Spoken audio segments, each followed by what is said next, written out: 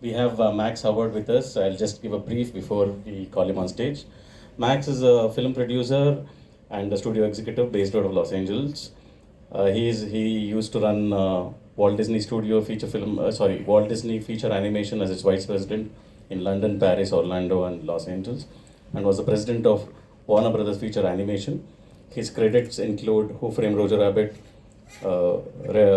Spirit, Stalin of the Cimarron, is that how you? Cimarron. Yeah. I couldn't say it, but it's very American. And of course, he was a studio executive for many films like Beauty and the Beast, Lion King. I think a lot of animation films which were produced in Hollywood during those times. He's also a member of the Oscar Academy. And today we are honored that he is with us. So I request Max to please come on stage.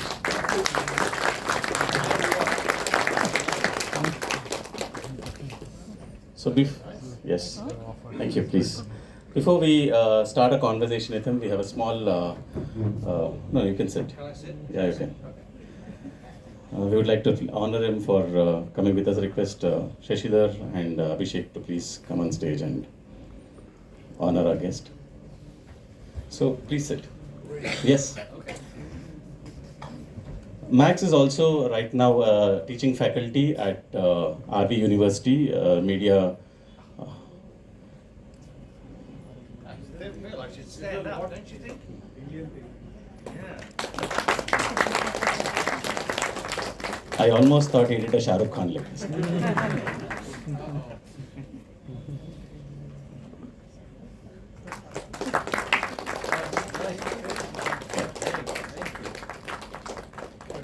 It's good? Yeah, it's good, it's good. Thank you very much. Do you like to... Oh, stand up, sit down.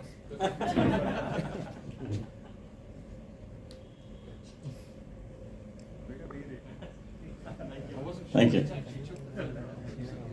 Thank you. Thank you. Yeah, that was a small... Can I take this, or am I supposed to wear it the entire time? How do I look? Pretty good? Smart. Prince Charles. Yeah, thank you. I'm going to speak like Prince Charles now. It would have been a great animation character with that on. It is. Yeah. Anyway, thank you, Max. Thank you very much. Can we get another mic? Thanks.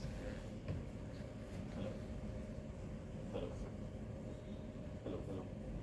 Check. Give him a chair where he can. Mic check. In Indian events that something goes wrong, and fix it at the time the event starts. Okay. Give us a mic. Has something gone wrong? One mic is, oh, it's Oh, working. I know, we're good. Yeah, we good. Thank you everyone for joining us on a Thursday evening, and I hope you enjoyed both the films. Max, this is going to be a very informal conversation. As we discussed, we will probably ask a few questions, or I'll start off the event, and maybe we'll open it to the audience to ask you some questions. So just to go back to what you were, you have led one of the biggest entertainment industries production houses. What was the pressure on that time, and how do you look animation as it is today? Well, I suppose when I first started, because my journey was Who Framed Roger Rabbit. That's how I started, and I don't come from an animation background. I come from a theatre background, and in fact, I was a child actor. My dad was an actor, so animation is not of any particular interest to me, other than it's a fantastic way of telling stories. So my journey was almost accidental, working on Who Framed Roger Rabbit in London. But Disney was expanding, which is how it started to change completely, because animation used to be something that Walt Disney did. And Walt Disney died in the mid-60s, and the films after that were few and far between, and probably not as good. But then Disney changed, and they wanted to, if they were going to stay in the animation business, they needed to do new films, they needed to find new writers, new directors, and a series of films started. Who Framed Roger Rabbit, Little Mermaid, Aladdin, Beauty and the Beast, The Lion King. And we were making a film every single year, so there was a huge expansion, which actually changed my career ultimately, because other studios started realizing there was a lot of money to be made out of animated films, and there is a lot of money to be made out of animated films because you get all the merchandising, you get so many ancillary rights that, and of course there's a timelessness about animation as well, which is what I grew to love and appreciate about animation. So working in the studio system, which of course, yeah, it's tough, right?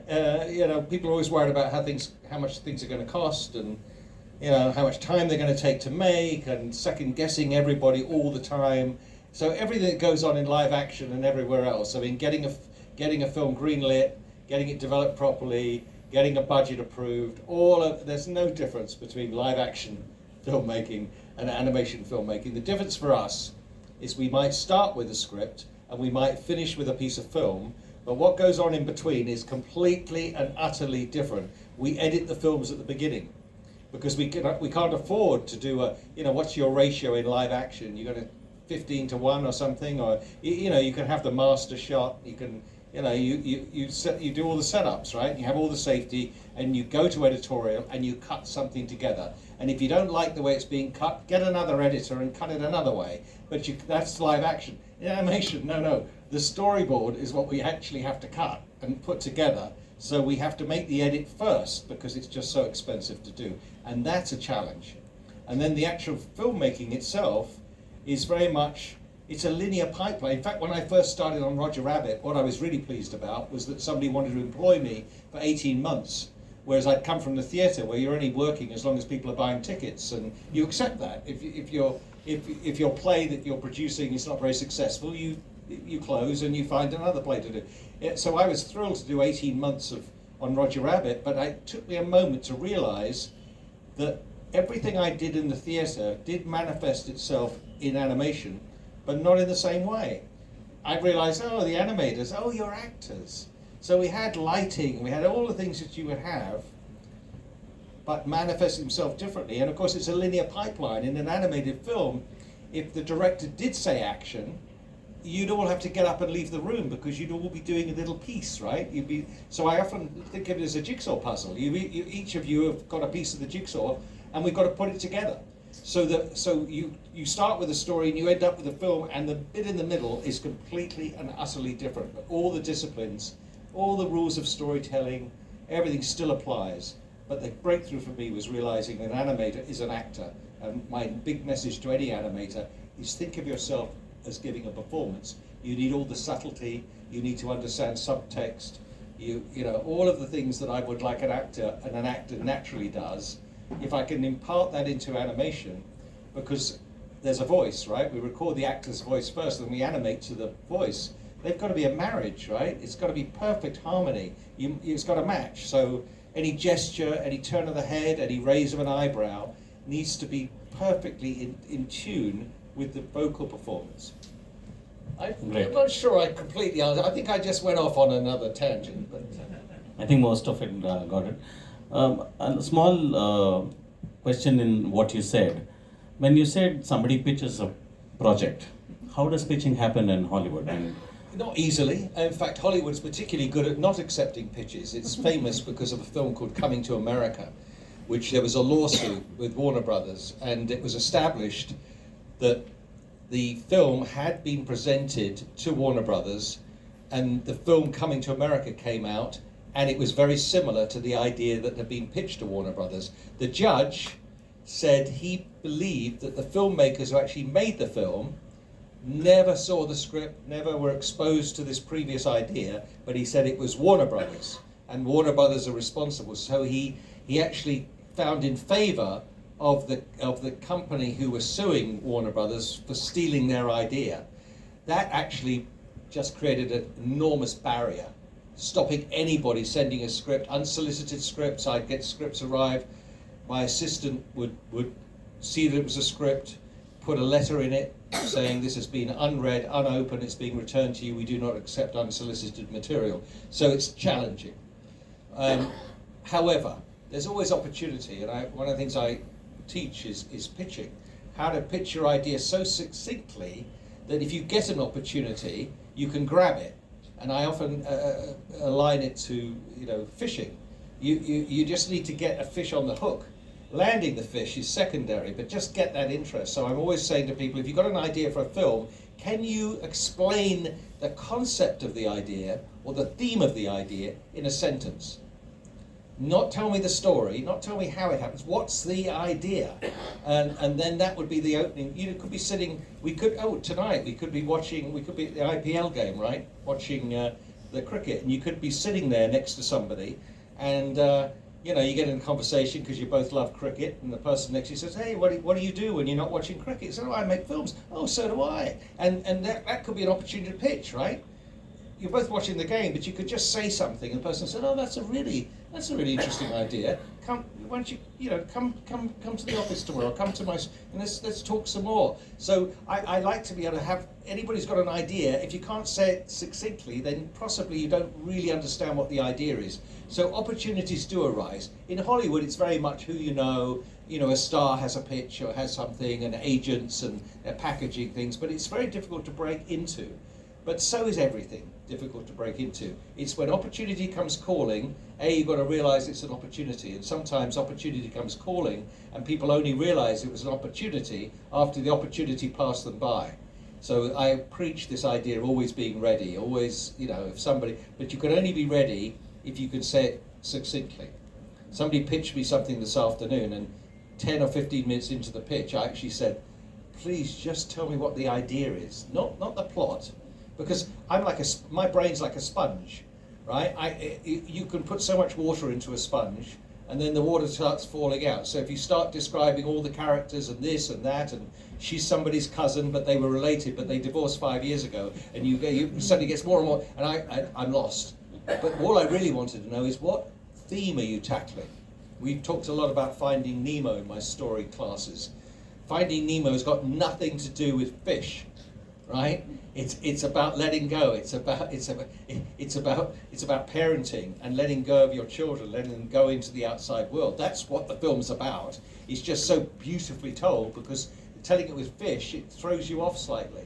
But that's what it is. You can make that film with live action. It's got nothing to do with fish. It's just a great way of telling that story. So I always say to people, what's your idea, not what the story is. So. Well, great. That I think is a good one. I'll ask one last question and we'll open it to public, because a lot of people I think want to ask questions. How does Hollywood look at India today? Because well, we love India. Well, I give it from a personal perspective, because I know India pretty well, right? I've had an opportunity to work here often. I come here very comfortably because I'm a Brit, right, by birth. I went to America and I've become an American citizen. But I know what the national dish of Britain is. You always think it's fish and chips, don't you? No, it's chicken tikka masala. So I come here and I'm very comfortable with the food. I more or less can, I like bindi masala. Oh, and I love dosas. Everybody knows that. It's very difficult to get outside of India. So I'm very comfortable with the food, and I adore cricket. I have a great history of cricket. I play cricket in America, and that's my hobby. So I like coming to India. We use India, and I use the word use because I've made films, in Trivandrum and in Mumbai with local studios, and I'm looking for a cheaper option. We've got a budget, I've got a level of quality we want to achieve. India's a fantastic option, right? Because I can come here, and I've done films in Vietnam and all over the China, and they're problematical for me. I've got to have an interpreter, and interpreters, when you're talking creativity and you're talking filmmaking, a lot gets lost, literally lost in translation. But I come here to find the common language in India, to my surprise, really, is English, and aren't I lucky? So that's a huge plus.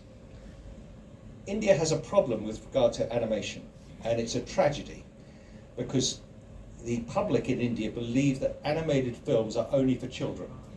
Now, I go to Japan, Miyazaki, everyone sees Miyazaki's work. Miyazaki doesn't actually need to sell his films overseas because they make money there. In China, there's a film called Nezar 2, which has just opened. It will, within a month, become the most successful, profitable film of all time. It's going to take $2 billion US, and therefore it'll put it ahead of Avatar and Titanic. So I'm not talking animation. So here we are in India. So you've got this problem. People foolishly just say, oh, animation's for children. And so therefore you've got all these great animation talent in India, and they only can do work for overseas studios looking for a deal, like me.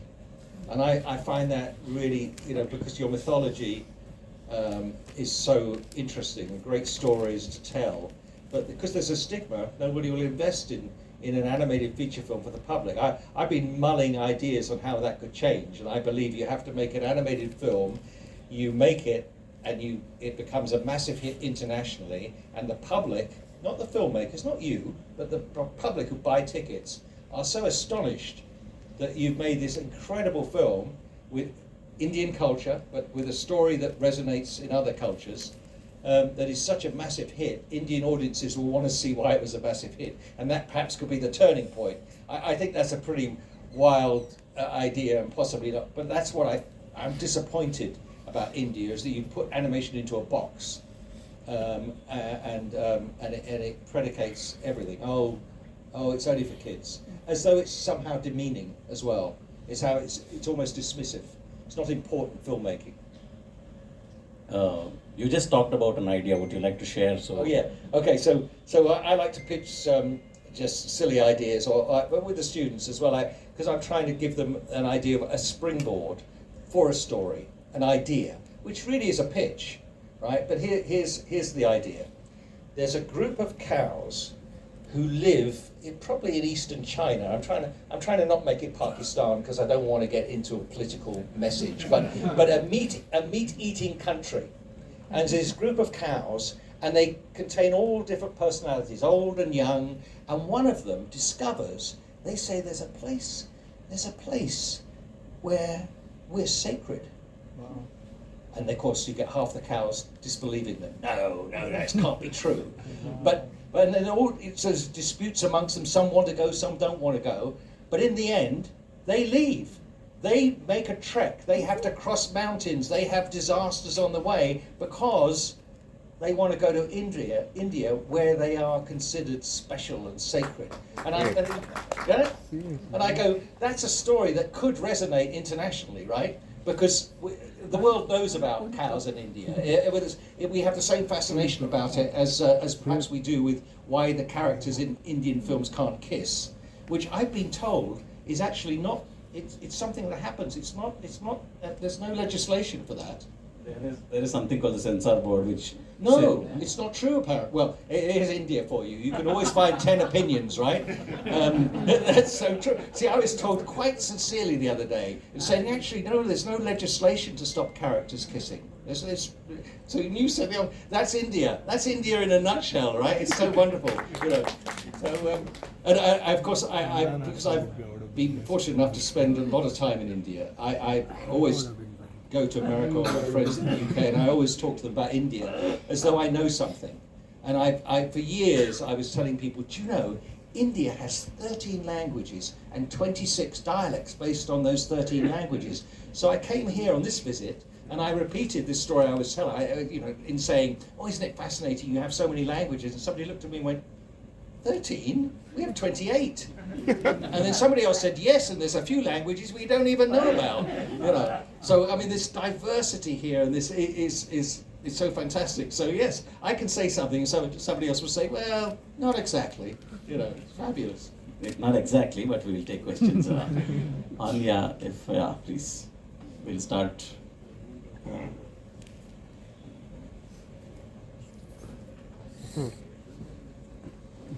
Hi, good evening. So, like you mentioned. Please tell Be your name precise. so we know who you are. So my name is Neeti Sharma.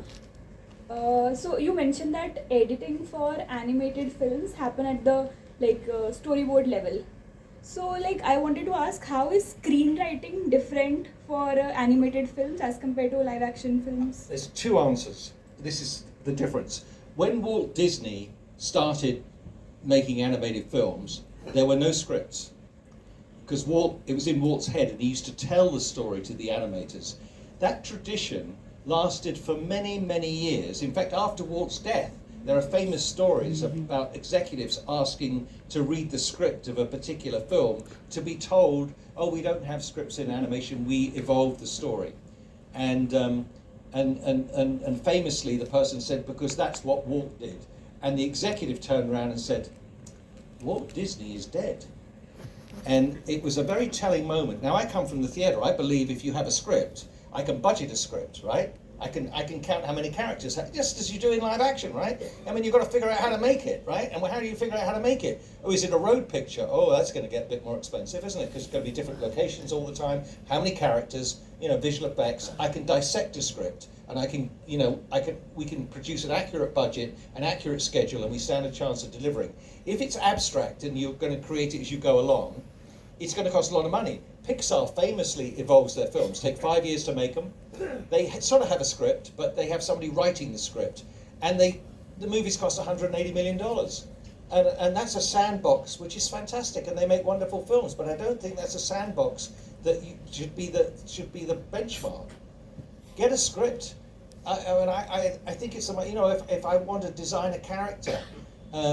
Wouldn't it be great to have the designer read the script and get a sense of the character and inspired by the character? So sometimes we're a bit backwards, but I'm a firm believer in the independent space of get it right on the page. It's the least expensive way. I mean, once you've got 200 people working on a movie and you're rewriting the script, as Billy Wilder once famously said, if you've got a problem in the third act, you've got a real problem. The problem's actually in the first act. It's in the setup.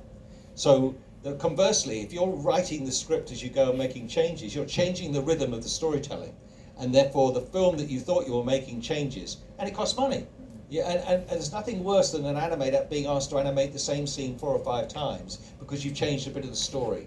So I'm a firm believer, and then everyone read the script. We're all on this. We're all on the same page. Literally, we're on the same page. We're all reading the same thing. So that's why there's 2 answers to your question. Lots of hands. Some gentleman down here. Hello, Max. So my question to you is Jai Kumar Anta. Hi, Max. My name is Jai. Jai Kumar Anta. And so my question to you is, you told me that in India, some of the major problem with is with the perception, right?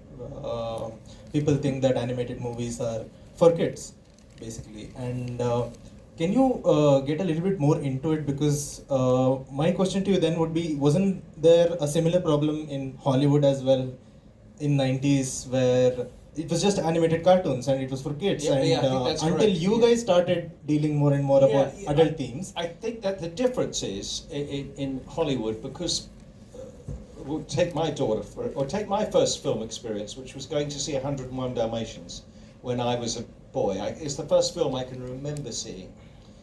And in the early 90s, when VHS was invented, Disney decided that they were going to put the classic films on VHS.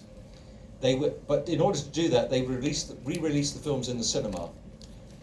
Interestingly, the aspect ratio of 101 Dalmatians is 1:3, right? So, my daughter was 3 years old. The film was at the movie, so I took her. And this was the moment where I had an epiphany, because I suddenly, in those days, there were no booster seats. Literally, the seat was tipped up, like number 6 there, the seat next to you, sir, and she'd be sitting on that seat up, and I'd be holding the seat back so she didn't go flying off it, right?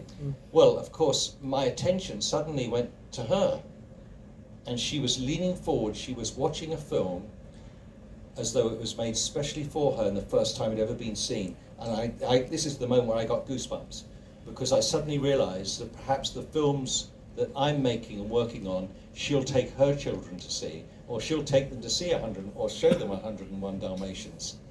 And so, and of course, I've just now got, 3 years ago, my daughter's had a child, I have a grandson, and I know he's going to see those same films. So something happens in that Disney, there's a cycle there. That's why, I can talk to kids about The Lion King. It was made in 1995, for goodness sake. What live action films do you want to talk about from 1995? What live action films, because that's the secret of animation. They don't date, right? They keep on giving. Because I could do a live action film, and sooner or later in a film, you suddenly put it in its time period. It's the actor. You go, he or she doesn't look like that anymore. Or they're using some technology. They produce a cell phone, and it's a brick. right? It's so you easily we date, even if it's a period live action film for those same reasons. Actors and we could put them in their period. Animation transcends time. It's magical. So in a way, yes. But what I think that two things happened to revolutionise the public's perception and make Disney hip again. Of course, it's Who Framed Roger Rabbit with Jessica, and it was really groundbreaking film technically because of actors talking to things that weren't there and making you believe they were talking to them. But it was a the people loved that film because it wasn't a children's film. Kids liked it, but it was adult themes and all sorts of other things going on. And The Lion King, which inexplicably everybody went to see. It was teenagers went to see it. We were more surprised about that. So all of that helped move past that. So, but you don't have that tradition here of films that you saw as kids. You don't have that evolution. There's not those same traditions. And frankly, as a filmmaker here who might want to use an Indian studio, do I really want you making your own films? No, not really, because you're a resource. So there's a lot going against it. But I think that's why it's animation's more in the DNA of filmmaking as well, because of Snow White and Pinocchio and those films. Because don't forget, they were in early days of cinema as well. I mean, it's 1937 is Snow White. Steamboat Willie is the first talkie or something like that, using sound, and so from very early stages in cinema. Of course, when we used to, I think you're a little bit more like that here, but when you first used to go to the movies, there'd be two films, right? There'd be the A picture, and then there'd be the B picture, there'd be the newsreel, and there'd be the cartoon. And you had 2 screenings a day. You had a matinee and an evening, right? And the whole experience was 4 hours. And of course, some bright person figured out that actually, if you got rid of all the other films, they'd still be paying the same price. They see one film, and you could show the film 5 times in the day. So, it was an economic reason. But, from the earliest time, cartoons were part of going to the movies. So it was in the DNA of the audiences. And because parents love those films, they want to show them to their kids, and then their kids love the films. That's the difference for me. My daughter's not going to show her son films I've worked on because, you need to go and see Granddad's film, No, she's going to show him the film because she knows it'll genuinely entertain him. And then perhaps his children will see the film. So. Thank you, Max. I also have one other question for you. You're a double question asker. Yes, exactly. Right. This is the main I'm question. not sure by that's the way. allowed. They have very strict rules here. Let me But, check. Is it allowed? Yeah, go. Anyway, my second question to you is, in the mainstream animated influence that we are having right now in India, do you think a studio system is necessary? Because Walt Disney and Warner Bros. Were truly essential, and they were crucial part of Hollywood and bringing forth real good, movies into the mainstream. And in India, we don't have, unfortunately, such a system. And do you think that studio system of official deadlines and constant whatever, right? Whatever the studio system comes with, is that really essential? Do you think? Well, I don't see why it should be. No, you don't have that. But you have to you have to turn the audience onto animation and Indian animators and Indian animation filmmakers. They're here, and that's the role, and that's the problem. You can only do export work at the moment. You can't, because your audience believes that the films are not. It's almost patronising, that they're for kids. You dismiss them. That's that's the heart of the problem. Flow is actually. Well, flow. And now, my talk about the road to Oscars, which I did on Saturday, I tried to analyse the Oscars and take away some of the mystery about how you can submit your film, short film or feature film, for an Academy consideration. It's not that complicated. In fact, it's quite doable. But I've also took the audience through how the Academy's changed. And it's happened in the last 10 years. There was something called Oh So White, and probably I joined the Academy, or was made a member in 1997. So for many years I've been a member of the Academy. And we were called Oh So White and Oh So White Men. And so there's been, over the last 10 years, a real effort to diversify, both in gender, but also ethnicity. But more importantly, since 2016, there's been a real push to include international members and recognize the Academy is a global organization, happens to be in America. So 40% of all new members of the Academy since 2016 have come from other countries. And I think that's starting to be reflected in the films that win. 6 of the nominated films for the Best Picture were classed as independent films. Conclave and Nora, The Brutalist, they're all independent films. And when it comes to animation, to our astonishment, a film made for $5 million in Latvia took home the Oscar for Best Animated Film. I thought that was absolutely. It's not particularly my favourite film actually, but I love what it stood for, and the opportunity it offers to all small independent filmmakers. It touched a chord, and the Academy thought it was worthy of the Oscar, over and above DreamWorks and Pixar and the big recognised studios. And I thought that was a tremendous encouragement for somebody to come forward and say, yes, can you imagine if we made a film in India for a relatively small amount of money, because it's just about the economics of how complicated is the story, how many pages, how many characters, how many sets, that you could make a film for a reasonable amount of money and think that it could be eligible for the Oscar. And even if it didn't win the Oscar, Flow was nominated. This year there were 31 films eligible for the Oscar. Very good odds, right? 31 films, 5 nominations. Right, that's pretty good, right? Live action, 300 films, 10 nominations. It's not a bad place to be. So even if Flow hadn't won, it was nominated. It's still a fantastic. And every year, if you look at the nominated films of the last 10, 15 years, there's always 1 or 2 small independent films that are nominated. So very encouraging. So that would be another pathway for Indian animation to make a film. It's just got to travel, right? It's got to speak internationally. It can't have the traditions of sandalwood or Bollywood filmmaking, because that's a unique, extraordinary, fantastic type of filmmaking, but to the rest of the world it's a bit of a novelty, because it is, it's odd. And isn't it wonderful? You have your own traditions, you have your own audience, and you have a wonderful fan base, and you make more films just in Bangalore than the rest of the world put together, right? I mean, the numbers are just mind-bending. Most foreigners believe that all films are made in Bollywood, right? And everybody goes, no, go south, go into Kerala, or come here, right? And then the films get into the thousands. So the traditions are fantastic, but they don't travel. They do get, where I live in UK, all the expat community, or in Hollywood, so the films are all shown, but basically it's Indian audiences, and then the people, the minority who are really interested in Indian cinema. So but it's not a. You're not going to see the films shown in Oklahoma, perhaps, or in the middle of the Midwest. It's just too alien for them. But if you could find that film that did that, got nominated for an Oscar, that would be another pathway to demonstrating to Indian audiences that Indian animation has a place in your cinema, and not something that you just keep your kids. That's what you just keep them quiet and show them an animated film, right? So if you're an animator. Hello. So if you're an animator, you can come and talk to him about the cow story. Maybe he will produce it and. Yeah. Hey, I'll help you do it if somebody's got the money.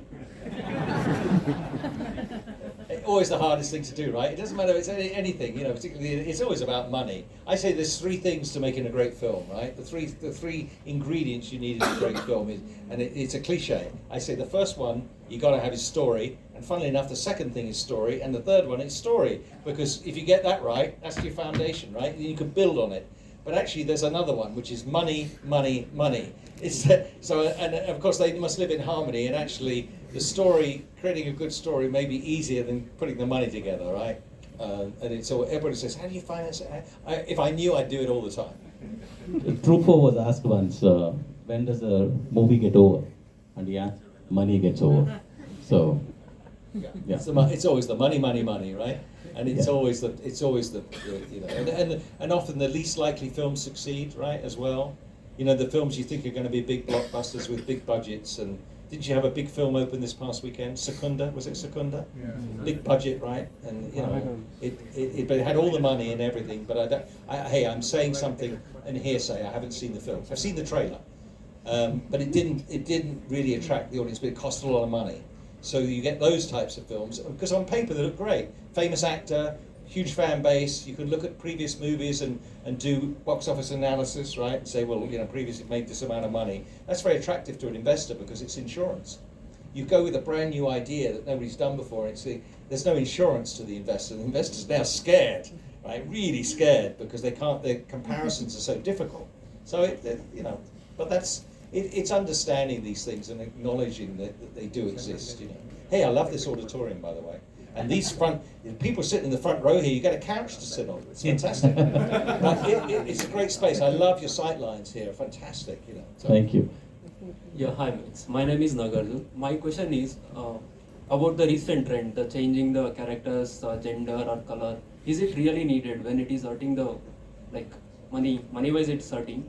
So, for example, I can say the Little Mermaid or Snow White. When you made it was the white characters, they are intentionally changing.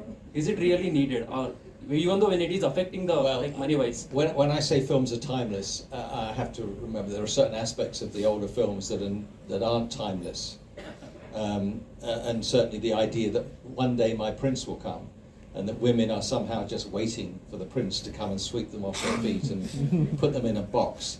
So we have moved on. Ironically, of course, you're probably referring to the live-action version of Snow White, are you? Where she wasn't so white either. And it's a deeply troubled film, and it's led Disney to bury it, basically. They stopped promoting it. Yeah. And they've just cancelled another one that they were going to do, which was Tangled, which was the Rapunzel story. Yeah. That was about, and they just swept it away. Because in order to make Snow White work, they had to change it so much that it was not really a remake. I'm not a fan of it. I'm a fan of sequels and doing anything if the money that's being raised is pouring back into the industry. So I'm not against the live action. Well, I say live action. The perceived live action version of The Lion King is not my favourite, but I have to admit that it made a lot of money and audiences did like it. But I could never. Whereas in The Lion King, I suspended my disbelief or my belief regarding lions eating animals, right? I was quite, like when young Simba's held up at the beginning and he's introduced as the future king and all the animals bow down. When it was animated, it never occurred to me to think about the food chain. Mm-hmm. As soon as they did the live action one and they held up young Simba and all these real looking animals, and it is an animated film, it's a photorealistic animated film. But when, I immediately went, that they then say, we're going to have a dinner party afterwards, and you're on the menu. I immediately went there, and I couldn't get over the fact it was so.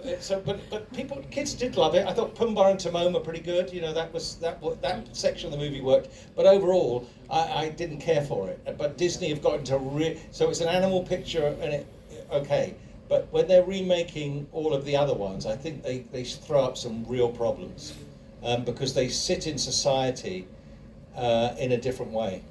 It really confronts how we think about women in society and how women think about themselves in society. Whereas perhaps if you showed the original Snow White, it was okay, because you wouldn't be directly being confronted with it. Once there's a real actress wandering around, and really weird. I mean, there were some bad choices as well in Snow White, where they did CGI dwarfs, and the dwarf community is up in arms about it. There's few enough parts for actors of that size, and Disney have the classic opportunity to cast 7 actors in those roles, and they decided to do it CGI. So they shot themselves in the foot then. So all of those actors and the acting community didn't like that idea. Then they cast a Hispanic actress as Snow White. So everybody goes, really? Snow White? No, her skin is white as snow. That's the fairy tale, right? So anyway, they got themselves in a mess. But I think it's easier to get in a mess when you're doing live action versions of these classic fairy tales.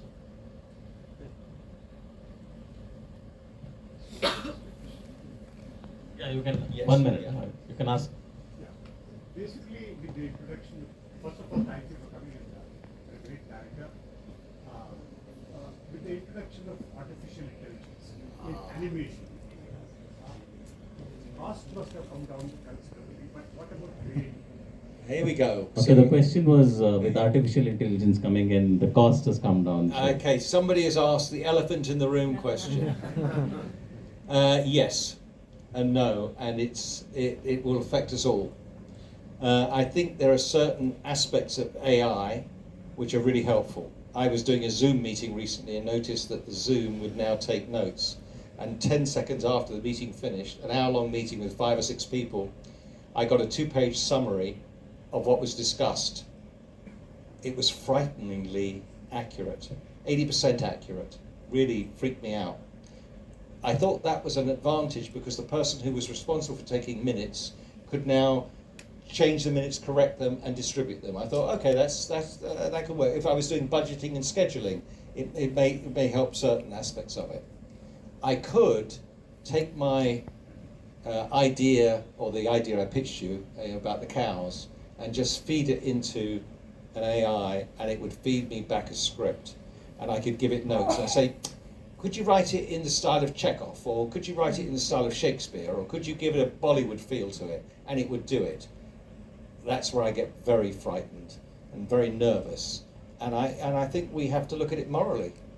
You know, there's a professor at a university in Liverpool in England, and I happen to be on a charitable board with her. We got talking about AI, because that's what everyone wants to talk about, right? And she said, we're using AI to inspect and check the students' submissions to see if they're using AI. So I thought, wow, this is hilarious. So the faculty are using AI because the students are using AI for their assignments, and the poor faculty are going, well, I'm not sure if it's AI. Well, somebody says, why not get AI to check for you? So, and I sometimes think of a student graduating, and they've used AI.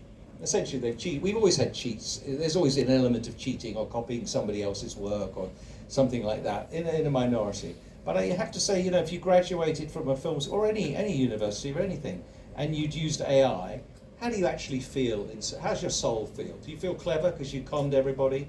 And so I think there's a moral aspect to it. And also we have to remember that for every job AI takes, where's that person going to earn money? And therefore, if you're relying on people to spend their discretionary income on entertainment, and you've put them out of work, where's the money coming from? So it's a very slippery slope, and it will take legislation. We're all dealing with Miyazaki and his objection. I mean, it's all over the Bangalore press, right? This wonderful app that allows people to take their own photographs and immediately turn them into a Miyazaki character. Now, at my talk on Saturday regarding the Oscars, I had high school kids in the audience. So I did a show of hands. I said, come on, who's using this app? No hands went up. I promised them, I said, no, you're not going to be punished. It's okay, but I really need to know. And of course, 80% of the hands went up. They're all using it, and they love it. And they love it because they love Miyazaki. Right? So the dilemma is that they're fans of Miyazaki and they want to identify with Miyazaki, and Miyazaki's over here going, you can't do that. You can't do that. In a Japanese accent. You can't do that. The New York Times are suing because they're saying the only reason AI can do what it's doing is because it's taken snap. Now, the problem is they can take Shakespeare. There's no copyright, right? Chekhov, all of they're like classic literature, which is not controlled by anybody. So they can take it and they can rework it. I really can ask them, AI to rewrite my script in Shakespeare, in the style of it. I can get it to write legal agreements. And therefore, okay, so I don't need a lawyer. Well, that might be quite good. Less lawyers, that might be a good thing, right? So it's humor on my part. But, accounting, lawyers. But what we have to consider is the producer who wants to make a movie and thinks if he could use AI and produces a script and does all these things, and the pressure of making something less expensive. Here you are with your film idea, and you can get some money, but you can't get enough money. But if you used AI, you could make the film. There's some massive temptations out there, and the law in the end will legislate. But it's to me, it's a terrifying scenario. I have a doomsday scenario because I like to invent stories. Right, we've got three problems with the world at the moment. We seem a bit trigger happy. A lot of very crazy people who like to fight in various countries. So one scenario is we manage to blow ourselves off the planet because a lot of men can't help themselves, you know, and somehow we destroy ourselves. Hopefully that's not a scenario. Second one is, of course, the environment itself, that we're proving that we're causing some problems. Where, you know, in California, where I'm from, yes, we have fires in California. We never have fires in February in California. We have them in, we have fire season, right? It's a tradition. And I live up in the mountains outside of LA, and you know, we get fires, and they're sort of known, and we have, you know, I have to clean all the leaves from my yard, and you know, a lot of things that have to be done. So this fire sweeps through. So we've got fires, we've got floods all over the world, right? Every day you read somewhere that's got floods that's never had floods before. So we've got an environmental issue, and so, and then thirdly, we've got AI coming along, which is becoming hyper intelligent. But also if you combine hyper-intelligence with robotics, and now we're using drones to fight wars. Soon we'll have robotic soldiers fighting wars. If you place artificial intelligence into these machines, and when AI starts talking to each other, which they're doing, you know, if you book a travel flight and your hotel's talking to an airline, you discover that it's AI talking to the hotel, and the hotel's talking to the airline. That's also AI. So if you now, it's not necessarily in the immediate future, but it may be sooner than we think. So my total doomsday scenario is, of course, is that this technology becomes so sophisticated that they pretty soon realize the problem with the planet Earth is the people, is the human race, because we can't behave properly. We want to fight all the time for weird reasons, you know, and well, not weird reasons, an ingrained prejudice that comes down. I mean, I've used animation. I was, particularly at Disney, I was the Disney contact into UNICEF, because UNICEF realized that they could use animation to create health and social messages in developing countries. In fact, you had a very famous series of films made in India called Meena, about the girl child, many years ago. I had nothing to do with that one, but UNICEF realized that they could use animation to cut through prejudices. And so I was in Burundi and Rwanda when they were slaughtering everybody. I was there in the refugee camps with a film crew. I've made films on iodized salt in the diet, using animated characters as the communicator. Because if it's a Hutu, if you were in Rwanda, it's a Hutu or a Tutsi, or it's a Muslim or a Jew or a thing, we jump. In India, you can immediately identify people because of class and your caste system, and you can immediately introduce a prejudicial attitude to who's speaking to you. So they recognize that animation was a pretty powerful tool. So I can't remember quite where my thread was, but 1 minute, just sir, ನೀವು ಮುಗಿಸ್ಕೊಳ್ಳಿ ಆಮೇಲೆ ನಾವು ಮಾತಾಡ್ತೀವಿ. Off money, sir. Thank you, sir. But so animation, you know, I was trying to say, is this an incredibly powerful tool, but AI, it could become so sophisticated so that it actually decides to shut down the human race, and the human race becomes just as dinosaurs. There were, you know, Neanderthal man, that for different reasons they didn't exist, and that perhaps that's our problem, is that we've introduced something we can't stop and we can't control. And I've listened to several lectures on the subject of AI, and it said, don't start teaching AI anything you don't understand, because it will run with it. And I was teaching in Hong Kong, and I was astonished to hear that all the money that the university had for research was all being ploughed into teaching AI human emotion. And I went, oh my, wow. So they're teaching AI about us, about all of our differences. And I just suddenly, you know, with a doomsday, we like a doom, you know, because any doomsday story has to have a picture. Actually, I'll picture a little story that I've written this little story, and this is just the middle of it, because I haven't written the beginning or the end. This is just the middle, and here's the middle. The film starts, and it's over black, and you just suddenly see the years, 2025, and then it starts to move forward faster and faster and faster. So we're being taken, years, decades, centuries into the future. And then suddenly you hear two voices talking. And what we're seeing is a spaceship in deep space, deep space. And there are two characters talking. And the camera pushes in inside the spaceship. And there are two robotic AI characters who are talking to each other. One has a glass half full and the other one has a glass half empty. And they're debating about what they've found. And they're looking, and what they've found is the equivalent of an ark, a spaceship that has left planet Earth centuries ago, containing humans, but the life support systems ran out centuries ago. Everything is dead. However, the sophistication of these characters is so great that they could just click their fingers, or the equivalent click their fingers, and they could breathe life into these human characters. It's Jurassic Park with humans, my story, really. We can always pinpoint, but that's the idea. The twist to my story is, of course, in the end, they decide to reactivate the pods. So the whole spaceship, everything lights up, all the lights come on, and all the pods light up, and the pod at the front opens, and the human jumps out, and he looks at them and he says, "What took you so long?" So that's the twist in it. Somehow the human race realized they couldn't survive on the planet, it was destroying itself. They knew sometime in the future the technology would be there to reboot the human race. So that's the little twist on my story. But in reality, AI is something really quite serious. And the older we are, I think the more terrified we are. The younger we are, the less terrified. We see it as a tool and something cool, and we can use it. But because as we get older, we get frightened, right? Everything frightens us, and because in our day it was all a lot easier. We didn't have cell phones, and we didn't have this, and we didn't. And I do despair of kids with social media. I do despair of their of the exposure that they have. I despair of kids being not able to concentrate. Everything is skimmed.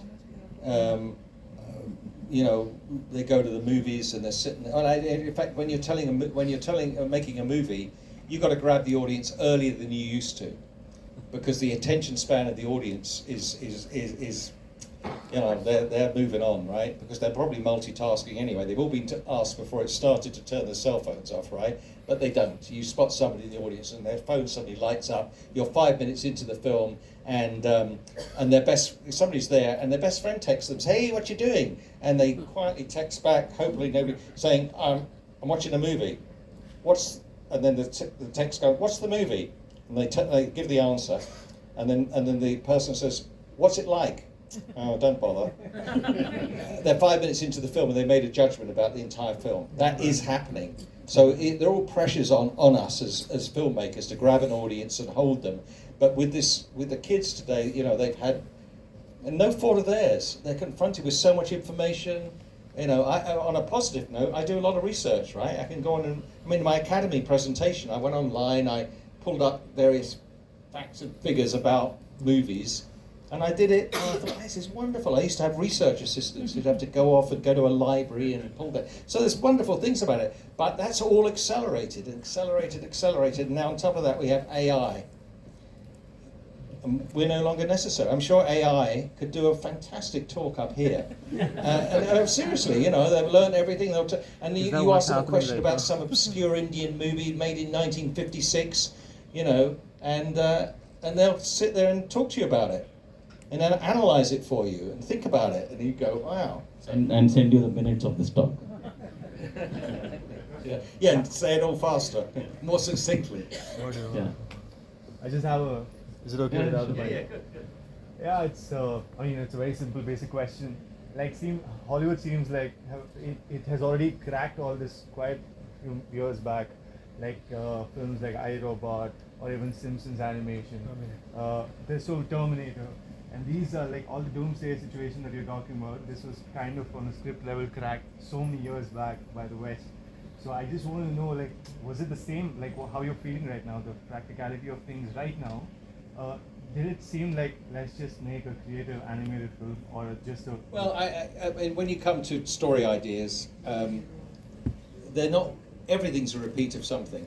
But if I told you that Terminator and Harry Potter and Star Wars were the same idea, you'd have to go, well, they are really, because what is, and actually you could take a bit of the Bible, you know, you could take Herod and Jesus, right? Because each of those characters is hidden, because one day, and that's what the villains always know, is that one day if that child becomes a Jedi Knight or becomes a wizard, they will be more powerful than you. It's the same idea. The story manifests itself totally different. So when I hear that, you know, iRobot, is that your question, or are you asking? Yeah, a couple of them, of course. Yeah. It's not just that. And also, it's just a thought, one more thought I'm just following up. It's funny, like when I watch a film like Her, and it's like, it's an idea, right? I'm sitting in India and I'm watching this movie, and it's like I'm talking to my phone. Actually, I've created a character for myself. And what happens is now, when I don't have access to any of this right now. But in the future, this is what happens with films also, I feel. They give an idea that can actually be created ahead as well for ourselves. Like now I would want to, if I'm lonely, I would actually think of something like that. I would put it into, like, I'm just saying that ideas are amazing. And we've already like cracked this long back, probably we have foreseen all of this. Basically, Like, the question is, what was fiction is a reality today. What is fiction? What was fiction once upon a time? Like, for example, Well, Terminator. I mean, I love looking at spaceships, taking people to the moon, and you go back to the 1930s and you'll find a sci-fi film, you know, it's amazing how all the designs of all the spaceships are from movies, from artists, and you think, well, hang on, Stanley Kubrick's 2001. yeah, it's 2001 Space Odyssey, right? And now we see space. Well, I love the idea 2000 predicts Zoom, doesn't it? You know, when he's talking to his kids, right? Yeah. And at the time, because of course I saw that film when it first was released, and of course it was mind-bending. You couldn't imagine that could ever happen, and it's happened. Or what about Dick Tracy, which was a sort of cartoon series originally, right? And he had a watch, right? He used to communicate with his watch. Yep, and now we do. So I often wonder if something manifests itself in the movies. We're never explaining technically how it's going to work, but it inspires somebody. When somebody's thinking of a spaceship design, they perhaps use that as reference. I think it's absolutely amazing, right? Exactly. So yeah, I think we're film is responsible for everything, you know, good and bad. Yes. Yeah. Hi Max, this is Naveen here. Over top. Yeah. Oh, we're going to the top. Sorry. Okay, we'll come to you next. So two important things you brought it across. One is being the animation films are basically for kids. That's one important thing what you mentioned. And I have seen in India we have a lot of animation courses which is being done. They spend lakhs of rupees, especially students, and they don't get proper jobs and everything, right? So they have a lot of stories. At the same time, we also brought a very important point saying that we have very good stories in India. At the same time, in quality, we talk about top-down approach. So is there any plans for, as you rightly mentioned, you have identified about the Indian potential, right? So is there any plans for the Hollywood to invest on Indian animations where people can do a lot of good stuff? Well, unfortunately, Hollywood does invest in Indian animation, but for its own needs. So no. Okay. No, It's but I using think India. That's what needs to change. But it would come from, you know, you've got great, I mean, you don't need to look for Hollywood. We need to look to Sandalwood and Bollywood and live action filmmakers and turn them on to the possibility of animation. And make no mistake, the most profitable films ever made are animated films, because you're not paying royalties to stars and you can create all the merchandising which you own. Mickey Mouse doesn't get paid. Maybe a surprise to you, but Mickey Mouse doesn't get a cut, right? And that's, you know, that's the difference. So but they are the most profitable films, but Hollywood uses India to its own needs. We recognize there's talent here, and we hire that talent to lower our budgets to produce good quality animation and to allow us to make films for less money, or for the independent filmmaker. There's never enough money, never enough time. So you go, oh, people come to me and say, look, Max, we've got a problem. Where, you know, and I can give them an analysis of Vietnam, and there's there's a couple of nice studios in Ho Chi Minh City, you know, but it comes back to language and how I started talking. The advantage of India has is language. It's very safe. I mean, Americans will have a problem coming here because of the food. They'll all be a bit alien. Oh, hey. My mic's gone. I think my battery's run out. So in more ways than one. So look, now I'm on. Oh, you've got a cord. hey, it's old-fashioned time. But very reliable, right? So, so it's a great way of lowering prices. It's a great place to come and work, and of course, you know, so Americans, the food and coming here is a bit alien, but they can communicate, they can talk. So there's no motivation really to change that. It should come from within your film industry. I mean, animation directors and producers in this country should want to make an animated film. They should realize there are opportunities, and they should see that the potential for profit is enormous because of the ancillary market and the timelessness. I mean, Lion King is still making a fortune. It's a stage show. It's been remade. It's been TV series. You know, in merchandise. These films keep on giving. The Little Mermaid is still giving, right? They all keep giving. But Max, the recent closure of Technicolor, of 3,000 artists. Well, yeah. Okay. So. Good question. I think I've gone off again, right? Yeah, use. No, it's like you old. Hey, this is my third microphone. I'm the destroyer of microphones. The problem, I think the Technicolor problem is a bigger problem. Somebody once said to me that no corporation lasts more than 100 years. When I first, we built a theatre just for the Oscars on Hollywood Boulevard. That we wanted to have our own home for the annual event. It always used to be held in different theatres. So they built the theatre. They built the Kodak Theatre. And Kodak were the big sponsors because guess what? Kodak supplied film to the film industry. Kodak went out of business. You talk to any kid today about Kodak. What? What are they? Kodak? What? You know, now it's called the Dolby Theatre, right? It's the Dolby Theatre, so it changed its name. Kodak went out of business. Why couldn't Kodak transition to digital? Why couldn't they find a pathway with cameras and everything? But they went out of business. Big corporations find it very difficult to innovate. They stop innovating, they go out of business. Technicolor was a film processing business. Kodak supplied the film stock, and Technicolor developed it, and they were good at it. And everybody took their film stock, and that's what their core business was. Now, their core business disappeared, so a lot of very talented executives did their very best over the last 15 years to re-engineer Technicolor. And they started doing animation and buying studios, and they built Micros, which is a studio out of Paris. They have a studio in Toronto or one of the Canadian cities. And of course, famously here. Now, when this studio first started here, really it was DreamWorks, right? It was the DreamWorks studio. And I in an earlier visit to Bangalore, I visited there. Of course, so Technicolor have got caught up. The finances now. Of course, all of these, COVID is a reason for this, the writers' strike is a reason for this, all sorts of things have happened to us. We've had COVID, it's knocked the world sideways. I'm talking politically now, you know, we all blame our governments for not handling COVID better. And I'm always amazed that nobody wants to talk about, it came from China, guys. It doesn't matter if it came out of a lab or whether it came out of a market. It came from China, but we blame our governments for somehow they should have been able to handle it better. Really? You're a politician, you got into business, you're confronted with a worldwide pandemic. But that is a cause. The writers' strike is a cause in relation to AI, of course. They were fighting AI because they realized they could be replaced. But when you go on strike, you have a knockdown effect, right? And it put a lot of people out of work. So that was a huge reason for it. But I think at its heart, it's just difficult for these companies to reinvent themselves. And it's really, really hard. And it's terrible because, you know, you do have a studio here with 3,000 people, right? We're working at Technicolor.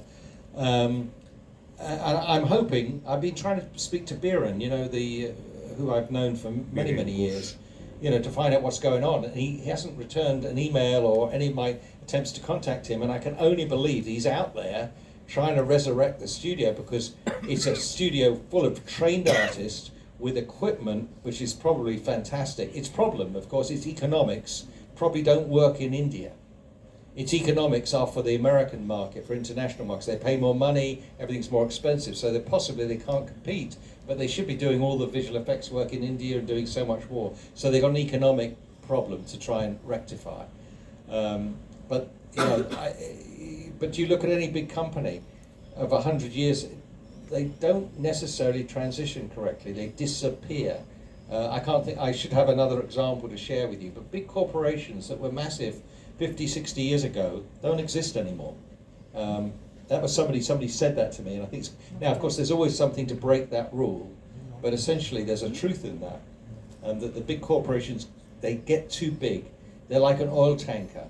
You know, when you're a small studio, you can turn, using an American expression, you can turn on a dime. You're in a little yacht. You can change direction like that. You can talk, you know, I've been in studios where I could call the entire studio into a room like this and talk intimately like this and know everyone's name.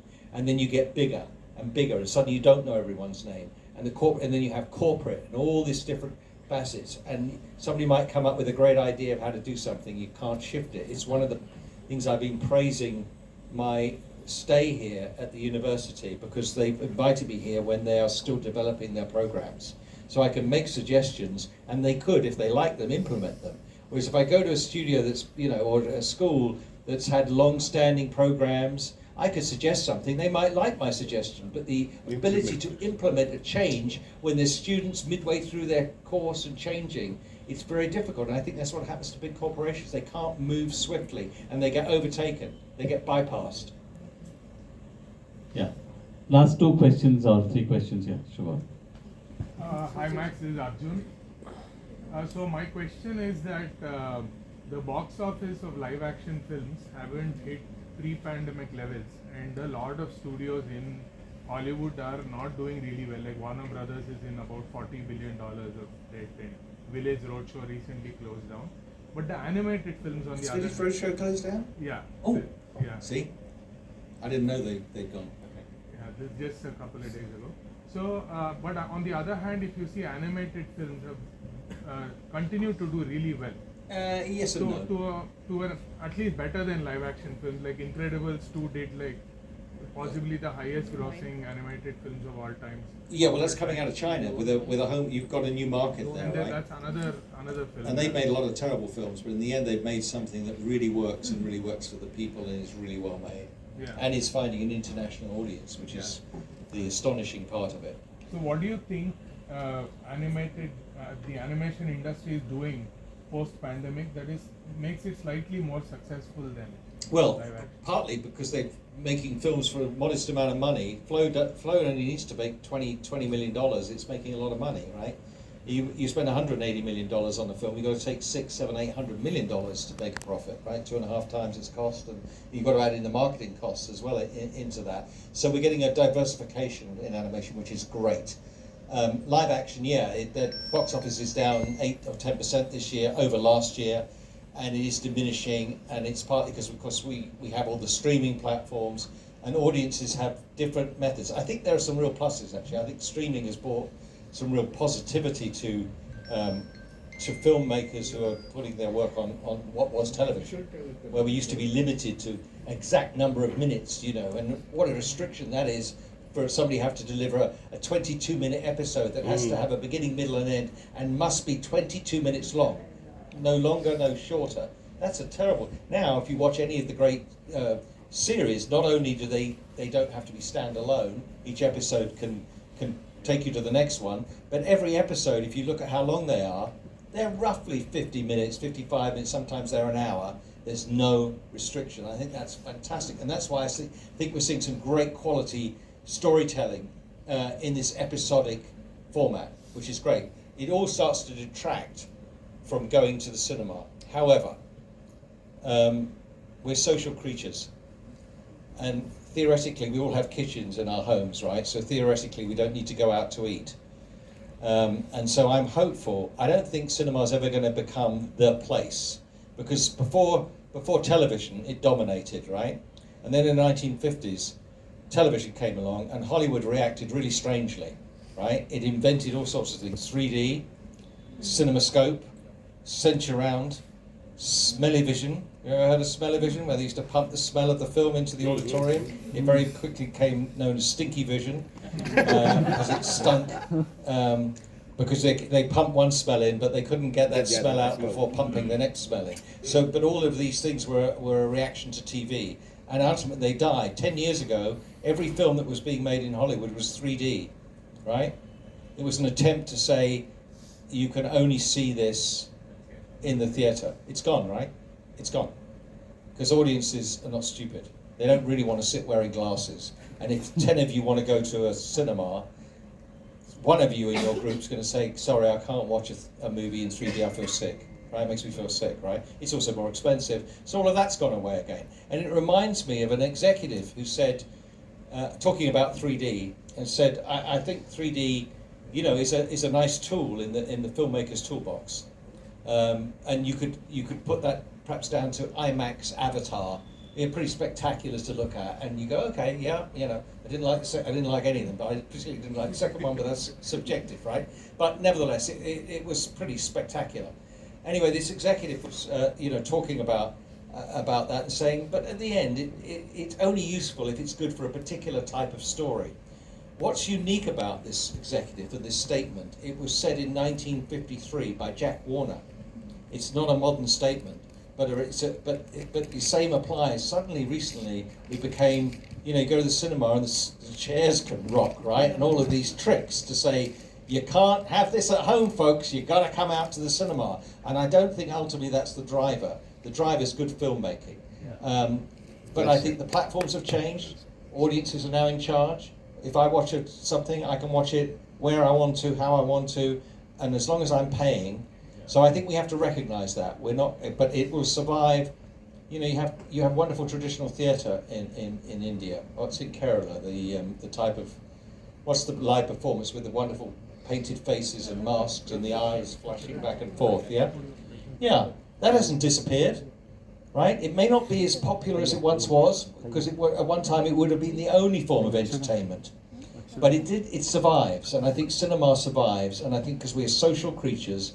And if you've got a girlfriend, or you want to say to the parents you want to meet the girl, you've got to find a neutral space, right?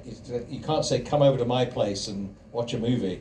You know, so there are many reasons we go out for entertainment, but essentially there's nothing more magical than watching a film with other people and getting that sense of excitement. So I think it survives. I don't think it goes back to the levels it was, but if you look at it as all forms of entertainment, it's just a menu now that you choose as an audience. We've been talking a lot about vertical filmmaking, right? Now someone's filming me back there, and he's a filmmaker, so which way is he holding the camera? Horizontally, right? You got it horizontally. I tell you, I knew you were a filmmaker because you're holding the camera. If you were not a filmmaker, you'd be holding it vertically. I see people go to an IPL game and they're photographing the cricket and they shoot it vertically. It's a horizontal field. Why would you shoot it like that? If you shot it like that, I can get more in, right? But it's something we've been talking about at the university, because one beautiful female student actress, showed me something she filmed of herself, and it was beautifully done. She'd shot it vertically, and it suddenly occurred to me that although I can tell people that really you should film horizontally, I can't push that back. All those filmmakers out there, and we're all filmmakers now, because we've got iPhones, we've got some sort of phone, so we can all make little films, we can edit them together, we can do all sorts of things to them. Everybody's shooting vertically. So our job is to help people shoot better films vertically, not to tell them they can't do it. You can't push back time, but how you embrace it. So we've had that's been some of the things I've learned from being here, because I was like, you crazy? Why would you shoot it like that? Shoot it like that, you know. But the reality is that's how our audiences do. We have short form entertainment. Everyone's a film. You post something on TikTok. You've got influencers. You've got all of these. You can't fight against it. You've got to learn about it, and you've got to create great stories, great content, and find your audience, because they want great storytelling. So, yeah. Last two questions, I think. They're waiting, if you don't mind. Say hello. Matani. Okay, my name is Moshmi. You hold the mic. I tried to take it off. You can't make it up. They said if you take it off, you have to leave. I know, they're tough. They're a tough crowd. Sorry, we're having a little sidebar over here. Just ask the question. Okay. My question is, how can an independent screenwriter or artist find their way into collaborating with an established Hollywood studio? Well, yeah, how does an independent filmmaker create a relationship with Hollywood? Well, by making something. And the difference now, and we always think about, I don't know a period in my career in the arts where somebody said, oh, it's going swimmingly. It's always problems, right? And so, but we always, the older you get, you look back to some sort of golden age in the past where you tell yourself it was better then or easier then. It's better now because if you were an independent filmmaker 20 years ago, you had to have film stock. And that was a barrier to entry. That was expensive because you were limited to how many takes you could do. You had to go and get it processed. That's stopped filmmakers. Now, conversely, everyone can make a film. Not everyone can make a good film, but there's no barrier. We can all go out and shoot this. You could cut this little thing to, mine being filmed now, and you could do something with it. But he's capturing it now. If we were doing this 20 years ago, he would have a great big VHS camera, and 20 years before that, he'd have film stock. He'd probably be shooting on Super 16 or something, and halfway through, I'd suddenly realised he put the camera down and he was reloading it or something, and that's all gone away. So really, for the filmmaker, isn't that fantastic? You can go out and shoot a film and make it. There's no barrier to entry. When I first started making animated films in CGI, to get each animator working was $250,000. Because it was an SGI computer with software that had to be written. That's what Pixar did. They wrote RenderMan, right? They wrote all the software. And so it was incredible. Thankfully, they had Steve Jobs, and we were at Disney, but even the films we did at Disney, every time we bought $250,000 we budgeted to set an animator in his place. It's nothing now, is it? So all of these costs have come down, and you could have viewed them as the barriers to entry, and they've gone. So we have to look at this time. Yes, if you want to distribute a movie, what's stopping you? YouTube. Anyone stopping you? No. Is anyone stopping you getting money for your film? Well, that's a bit more. But even that, if you get enough hits, you suddenly start driving advertising, so you're earning money. So it's possible. And if you make a film and it's great, it gets noticed. If you make a short film, rest assured, all the Hollywood executives who are members of the Academy have watched the short films you've seen, right? They've all been seen. So short films, short film festivals, very good, important. I mean, look at Bangalore. Hey, this is a qualifying festival he runs here. It's absolutely brilliant. And so this is ways of getting noticed. A really classy short film, and of course, as I was telling everybody on Saturday, I was also talking about the Student Academy Awards and how students in their graduation films can enter their films. And I tried to plant that in students when they first go to a university or film school in year one. Talk to them about that, because it will help them focus on everything they're learning, why they're learning it, and the potential opportunities. Because then I was able to list several filmmakers who won the Student Academy Award. They include Spike Lee, they include Robert Zemeckis, they include John Lasseter, and other people I can't recall now. And between them, they've won 16 Oscars, and they've been nominated 56 times. So, connecting students and their film, but those students can now make much more sophisticated films than they could 20 years ago. Includes Vidhu Vinod Chopra also, was a nominee at the Oscar student Oscar. Yeah, we'll take last two questions and. Yeah. My name is Vilasini, so I'm a big fan of animation films myself. So, a little anecdote. Together, Cars 1, 2 and 3 I have watched more than 1,000 times. Because Made in India. Sorry? Made in India. Made in India, okay. Because I felt that put me in the world of my children. I could not expose them to many of the films that this world produced, but at least I can place myself there and I can become one with them. So that apart, so as an independent filmmaker myself, when I was working on this controversial subject, I tried to talk to people and get their interviews, and none of them were ready to talk in front of the camera. So I had this weird idea of going for animation, making it as an animation movie, so that I can speak the politics that I want to speak. But then I know that I could not have produced that, but I thought I'll use animation for pitching. So I went to a couple of studios and I talked to them, I sold the idea, they liked it, but it didn't get anywhere. So that made me realize that people did not want to see the actors. what they want to speak, or what they do not want to see them talking or acting. They did not want to see that in animation as well. But So, what did you want from those studios? Sorry? What did you want those studios I to do for wanted you? some professionals to talk about the abortion rights for No, women no, no. here. But you wanted to be able to pitch your idea using animation. Yes. And you went to the studios and you asked them for what? I gave them the script idea. Yes, but what did you want? I wanted them to create animation At with their expense.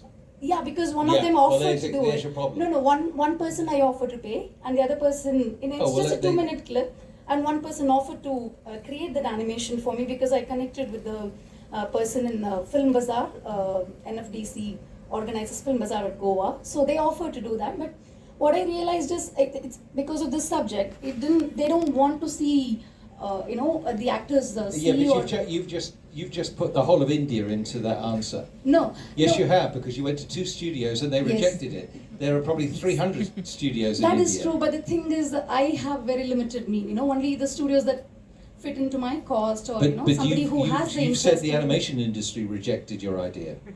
No. Yes, you did. Okay, fine. But it, So I two- think you must have done, right? Because they didn't. You said they didn't want to do it. They means these 2 studios. Yes, 2. 2. So, from my experience, what I wanted to say here is people do not want to ultimately see or hear what the actors do not. They don't want the actors to see or speak or act. But my question here is, I like the point that you made. How animation transcends time, and which live action actually somewhere you will see the time or some restriction that you will be able to identify that in live action. So is there a philosophical purpose of the existence of animation, is my question to you, or is it a mere alternate to live action? The use of animation, because I talked about UNICEF, so I've done lots of films with UNICEF dealing with health issues, because it is seen as a powerful tool. You should have gone and talked to UNICEF. That's where you should have gone, right? You need to find a charity that's interested in these rights. Right. Animation is not inexpensive. Right. You see, you perhaps put animation. I mean, I think animation is a very good way of dealing with something and telling a story and taking the human aspect out of it. So I think it's a medium that does work well for what you're suggesting. The issue is it doesn't necessarily mean it's less money. It's actually more money. It's more expensive. It takes longer. And it takes a commitment. So you've got 2 studios, one rejected. They're probably busy, but if you really got a great idea, keep going. But it would be someone like UNICEF or a charity or something like that, because it all comes down to the idea, finding that. But it's a wonderful medium for dealing with True. social issues. Right. So as I mentioned, do you see animation as having any philosophical purpose of its existence, or a mere alternate to live action? I think I've said that I do, because Okay. I've used using films for. I did a film in the Caribbean for UNICEF about child abuse. But as a training program, we brought artists from all over the world because we see the power of the animation is incredibly powerful, because it can get to you without realizing you've been got at, because it's not somebody that you might be prejudicial towards because you don't take a position. I created a toucan in South America who talks about immunization, talks about iodized salt in the diet and addressing those things. And we know we got through because it was a cute character. And the kids responded to it and the parents responded to it. And actually that character, we had to stop them because local politicians were using it in their campaigns. But yeah, so I think it's a wonderful medium for communicating social messages. And we'll take one last question. And do I know you? Yeah. One of the head of the animation program at RV University, and somebody I've got to know amazingly well in the last few weeks. So. Hi everyone, my name is Snigdha Bhatnagar and I am the program director for animation, visual effects and gaming at RV University. So my question is simple, as somebody growing up in the 90s, early 90s, by the way, I'm an 86 model, so we were great storytellers. We have always been great storytellers as Indians. What happened? Why is it that our stories do not work at global level. What is it that you can advise for, for the community here to be global storytellers and maybe a little less of film technologists, right? So if you could throw some light on that. It does come down to stories. I mean, it does come down, because there's no doubt about it, you have the mythologies and you must have so many interesting stories. If you want to have them go internationally, you can't tell them with a Bollywood or Sandalwood structure. That's the difference. I never want, I've been on the committee several times for the Oscars international film. Now each country submits a movie, always political within each country, right? Because the government appoints a committee and they select the movie, right? And there's normally about 80 films, come from about 80 countries, and we're divided into groups of three groups, color coded. I'm in blue group, so I'm asked to see 30 films, and I would go to the academy, and normally there'd be 2 films every night. And most of the films were countries submitting films that were trying to make what they thought was an American film. Well, of course, that doesn't work. And so I've always thought a country must make a film, but in a way that it can be communicated to a global audience, structurally, but must be inherently of that culture. Then it works. This anecdote I will tell you is this film didn't win the Oscar, but it blew me away, because I told my wife that tonight there's only going to be 1 film. Normally it was 2 films, and then you get something to eat, and then they screen the second film. And on this particular night, I was told there was just 1 film. I'm going to be home early. And she said, where's the film? I said, it's from India. And she said, okay, so you'll be home by 10. I said, oh yeah, or before. I was home about midnight, because the film was Devdas, and the 2002 version, right? I'd never seen anything like it. I mean, the lights went down, the screen got bigger than I thought a screen could get. I mean, it was beyond, it was widescreen, obviously it was 2:3:5 aspect ratio. So it was brighter, more colourful, and it was luscious and committed. Its commitment to itself, its confidence in what it was doing was so sensational. I alluded earlier to the kissing and all the stuff, and the little tear in the eye and all. But I loved it because it was inherently what it was. It was India. Now, so that is fantastic. But if you could find, because basically it's a Romeo and Juliet style, or it's an unrequited love story, right? They don't get together at the end. Those types of stories work in the West. You couldn't tell that story in that way. So I'm not suggesting retelling that story, but there are stories in India that resonate, that would resonate around the rest of the world if you tried to tell them in a communicative way that could be translated, or people felt they could understand them. I think that's the pathway. But it's not to abandon your culture or do an impression of somebody else's film. Structurally, yes. Content, no. Absolutely has to be local content. Lagan worked because of that. Oh, well, Lagan, yeah. Actually, Lagan did work. I mean, Lagan, of course, it's cricket. And of course, it's the evil empire. It's the British, Raj. Here we go. Yeah, and it was. I've got a very nice story about Lagan. The actor who played the captain of the. No, the white guy. The white actor. He lives in Hollywood, right? He's British, and he's not very well known actually. But I was playing cricket there. Now, 80% of the people who play cricket in Los Angeles are from Indian heritage, right? And so we have 4 cricket grounds side by side. So there's often a lot of people there. So I'm standing there, and for some reason, from the Monty Python crew, Eric Idle, Eric Idle was there. So I'm talking to Eric, because Eric had done a voice in a movie that I'd worked on, so I vaguely knew him or reminded him about that we worked together.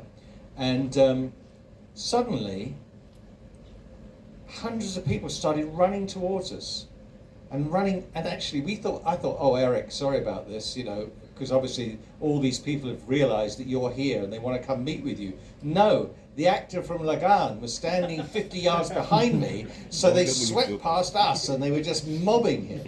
It was absolutely sensational. But yeah, I think that's a film that travels, right? I mean, it didn't travel well enough, but that could be marketing, it could be other things, and because it was, 15, 20 years ago, and the rest. But there's a story that would resonate more in UK than in America, because the Americans are still bewildered by cricket. I mean, absolutely bewildered by it. They can't understand it. What do you mean you can play for 5 days and it could still be a draw? That's very difficult for the Americans. Yeah. That's why T20 does stand the chance, right? Let me tell you a cricketing story. So, Sachin Tendulkar and Shane Warne bought the finest semi-retired or retired players on a tour to America, and they played 3 games. They played in New York, and they played in Texas, and they played in Dodger Stadium in Los Angeles. And so they set a wicket out behind, so you know what baseball is but they managed to put a wicket just behind the pitcher's mound. And I saw Tendulkar play, right? I mean, it was pretty amazing.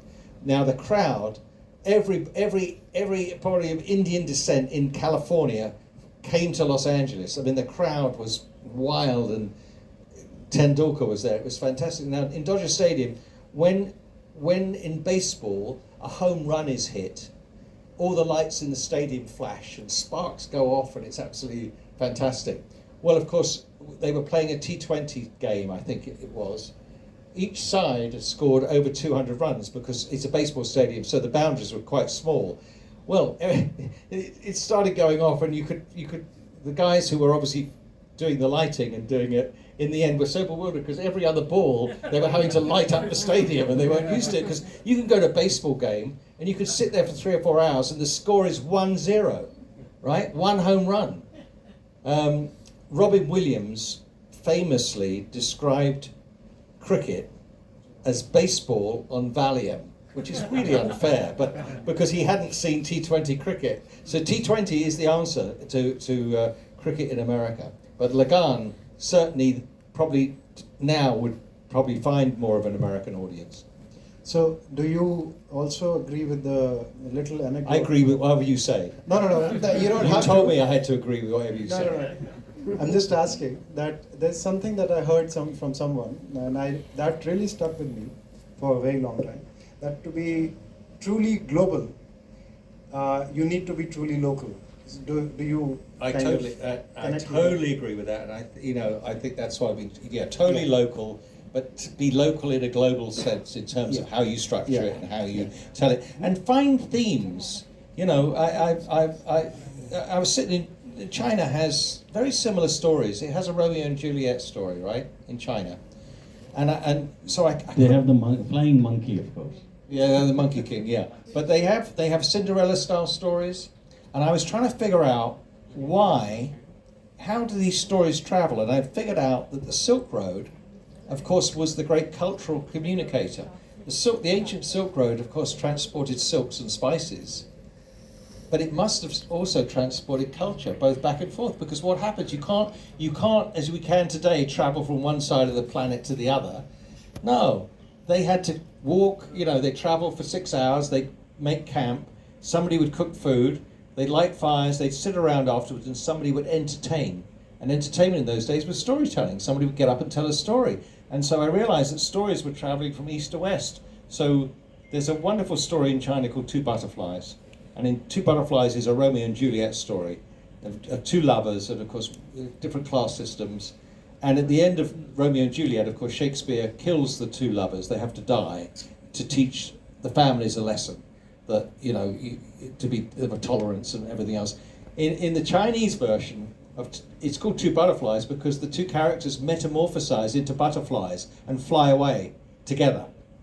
It's still creating the same effect on the parents, on the 2 families, but it's essentially the same idea. And so I in the end I've gone, okay, it's got to be the Silk Road. There's got to be this transfer of culture. But yeah. What was it? It was a great saying. It's think global and act local, or so whatever that was. And I think it's absolutely right. Find the stories within your own culture and find a way of letting them communicate. But normally, if I go to families and talk about families and your I wants, most families, I don't care where it is in the world, have the same I wants. They want to find somebody to love. They want to be happy. They want to earn enough money to live comfortably. Yeah, and that's basically everybody wants the same thing. What the problem with the world is we get wrapped up in politics, and differences are forced upon us.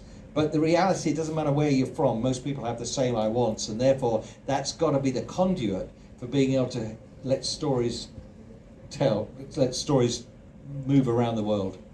Local story, because it's dealing with issues that are the same whether you're in UK or whether you're in India. Yeah, with that note of local, if we may call it like that, we thank Max for coming and what a great narrator, you know. Thank you for your We question. thought it would be like a 40-minute, but I think it went You got a bit longer than 40 minutes, didn't it? not longer. So thank you, Max. Thank you. Thank you for your great questions. Yeah. That was lovely. It was very nice to meet you, be with you all this evening. Yeah. Thank you. I think some people want to take pictures with you if you can be here. So. With or without? With. So yeah, thank you very much. Have a good night. Keep coming back.